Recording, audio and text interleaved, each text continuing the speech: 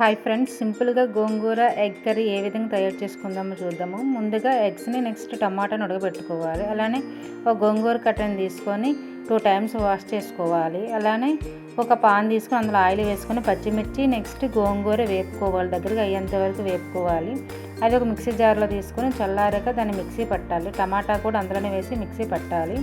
అలానే ఇంకో పాన్లో ఆయిల్ వేసుకొని ఆనియన్స్ కూడా వేయాలి. అందులో ఉప్పు పసుపు వేసి ఉల్లిపాయలు అంతా చక్కగా దగ్గరగా మగ్గేంత వరకు వేపుకోవాలి. అలానే మనం గోంగూర పట్టుకున్నాం కదా, దాన్ని బరకగా కొంచెం పట్టుకోవాలి.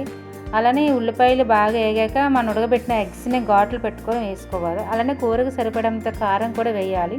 కారం వేసి చక్కగా కలుపుకోవాలి. అలానే మిక్సీ పట్టిన మనం గోంగూర పేస్ట్ని కూడా అందులో వేసేసి ఒకసారి కలపాలి. మరీ ఎక్కువ కాకుండా కొంచెం ఒక గ్లాసుడు వాటర్ వేసుకోవాలి. అది దగ్గరగా అయిన తర్వాత స్టవ్ ఆఫ్ చేసుకోవాలి. సూపర్ టేస్టీగా ఉంటుంది. Please like and subscribe.